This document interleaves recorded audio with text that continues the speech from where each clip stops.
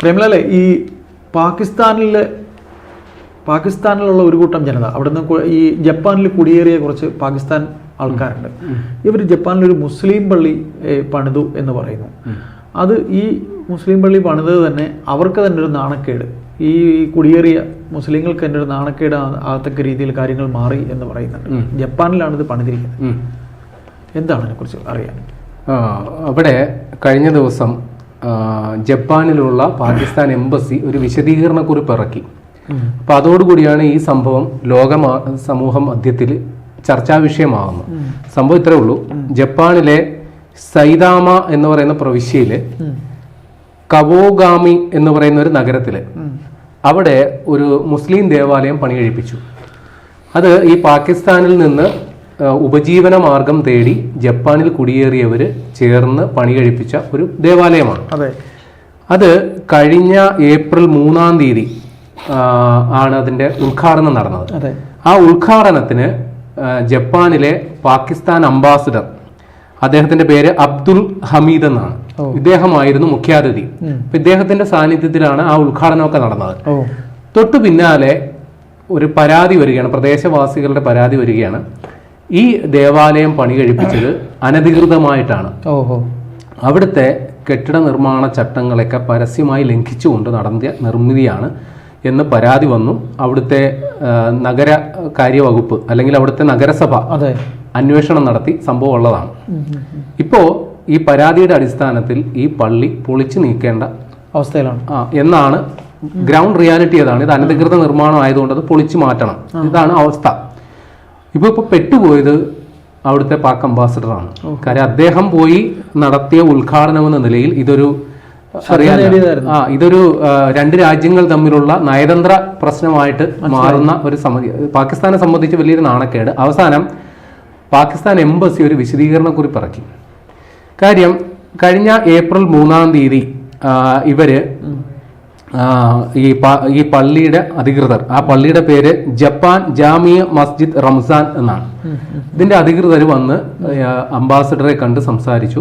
എല്ലാവിധ അനുമതികളും കിട്ടിയതിന് ശേഷമാണ് നമ്മളിത് ഉദ്ഘാടനം ചെയ്യുന്നത്, വന്നു സമ്മതിക്കണമെന്നൊക്കെ പറഞ്ഞു. അപ്പോൾ അംബാസിഡറെ വിശ്വസിപ്പിച്ചത് ഇതെല്ലാം രേഖാമൂലം എല്ലാം പൂർത്തിയാക്കിയ ഒരു നിർമ്മിതിയാണ്, അതുകൊണ്ട് വരണം എന്നുള്ളതാണ്. ഇദ്ദേഹം അത് വിശ്വസിക്കുകയും ചെയ്തു, അവിടെ ചെന്ന് ഉദ്ഘാടനം നടത്തുകയും ചെയ്തു. പക്ഷെ ഇപ്പോൾ വരുന്ന വാർത്ത, ഈ പള്ളി സിറ്റി പ്ലാനിംഗ് ആക്ട് പ്രകാരം പ്രത്യേക അനുമതി നേടേണ്ടിയിരുന്ന ഒരു നിർമ്മിതിയാണ്. കാരണം ഈ പ്രദേശം എന്ന് പറയുന്നത് വനാതിർത്തിയോട് ചേർന്ന് കിടക്കുന്ന ഒരു ഭൂപ്രദേശമാണ്. അവിടെ എന്തെങ്കിലും ഒരു നിർമ്മാണ പ്രവർത്തനം നടത്തണമെങ്കിൽ അവിടുത്തെ പ്രദേശവാസികളുടെ കൺസെന്റ് വാങ്ങണം, പിന്നെ അവിടുത്തെ ലോക്കൽ ബോഡി അതോറിറ്റീസിന്റെ അനുമതിയും വാങ്ങണം. പക്ഷെ ഇവരിതൊന്നും വാങ്ങിയിട്ടില്ല. പിന്നെ അവിടെ ഞാൻ നേരത്തെ പറഞ്ഞു അവിടുത്തെ ഒരു വനപ്രദേശമാണ്, തൊട്ടടുത്ത് കാർഷിക മേഖലയുണ്ട്.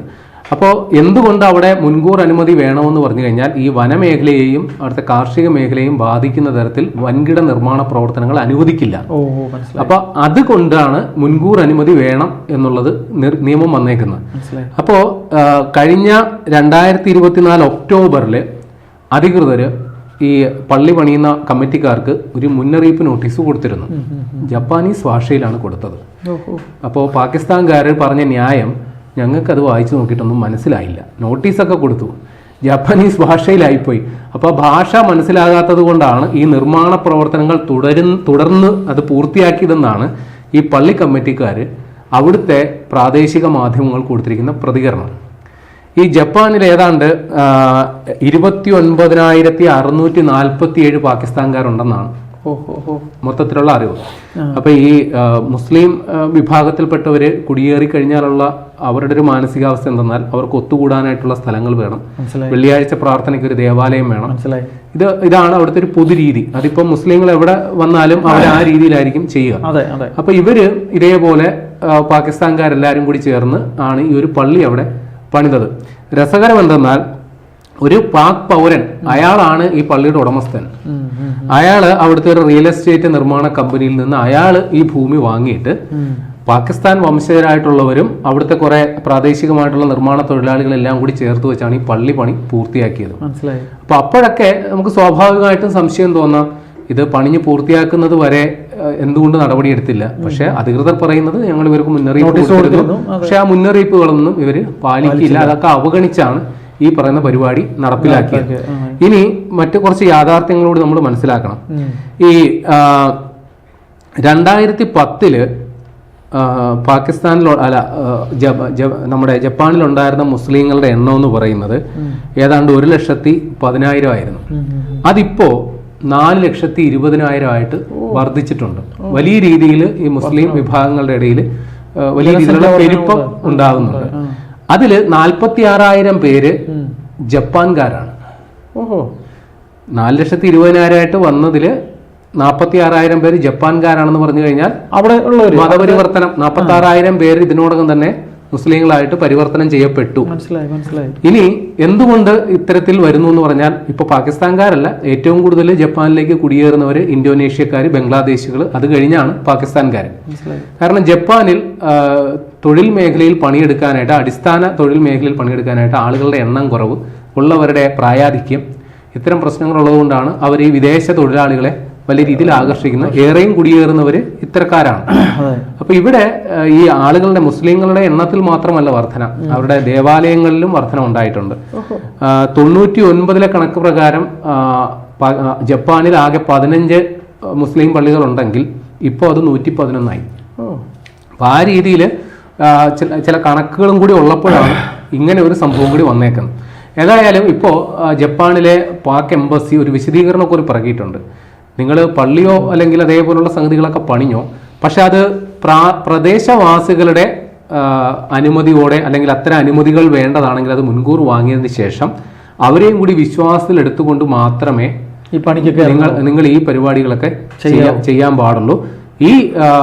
ഇപ്പൊ ഈ വിവാദത്തിലായിരിക്കുന്ന മുസ്ലിം പള്ളിയും പാക് എംബസിയുമായിട്ട് യാതൊരു ബന്ധവുമില്ല. ഞങ്ങളുടെ അംബാസഡർ അവിടെ പോയി ഉദ്ഘാടനത്തിനൊക്കെ പങ്കെടുത്തു എന്നുള്ളത് വാസ്തവമാണ്. കാരണം അദ്ദേഹത്തെ പറഞ്ഞ് തെറ്റിദ്ധരിപ്പിച്ചു, എല്ലാവിധ അനുമതികളും നേടിയ ശേഷമാണ് ചെയ്തത് എന്നുള്ളതൊക്കെ പറഞ്ഞ് തെറ്റിദ്ധരിപ്പിച്ചതാണ്. അല്ലാണ്ട് ഈ പള്ളി നിർമ്മാണവും ഇതുമായിട്ട് ബന്ധപ്പെട്ട് യാതൊരു ബന്ധവും ഞങ്ങൾക്കില്ല എന്നുള്ളൊരു വിശദീകരണ കുറിപ്പാണ് അവർ നൽകിയിരിക്കുന്നത്. പിന്നെ ഈ ജപ്പാനില് പ്രത്യേകിച്ച് ആരാധനാലയങ്ങൾ അല്ലെ അതേപോലുള്ള പള്ളികളോ മറ്റോ സ്ഥാപിക്കുന്നെങ്കിൽ പ്രദേശവാസികളുടെ അനുമതി തന്നെ തേടണം. ഇതൊരു മതപരമായ പ്രശ്നമല്ല. ഈ പള്ളി പൊളിച്ച് നീക്കുന്നതുള്ള വൈകാരിക പ്രശ്നമാണല്ലോ, അതൊരു മതപരമായ പ്രശ്നമേ അല്ല എന്ന് വരെ ഇപ്പോൾ വിശദീകരിക്കുന്നുണ്ട്. അപ്പോ അത് മാത്രമല്ല, ഇവര് എംബസി കൊടുത്തിരിക്കുന്ന നിർദ്ദേശപ്രകാരം ഈ കമ്മിറ്റിക്കാരിനി അവിടുത്തെ അധികൃതരുമായിട്ട് സഹകരിക്കണം, അവിടുത്തെ പ്രദേശവാസികളുമായിട്ട് ചർച്ച ചെയ്യണം, ആ രീതിയിൽ പരിഹരിച്ചു പോകണം. പിന്നെ ഒരു കാര്യം കൂടി ഉണ്ട്, ഞാൻ നേരത്തെ പറഞ്ഞത് വനാതിർത്തിയോടുള്ള അടുത്തുള്ള പ്രദേശമാണ്.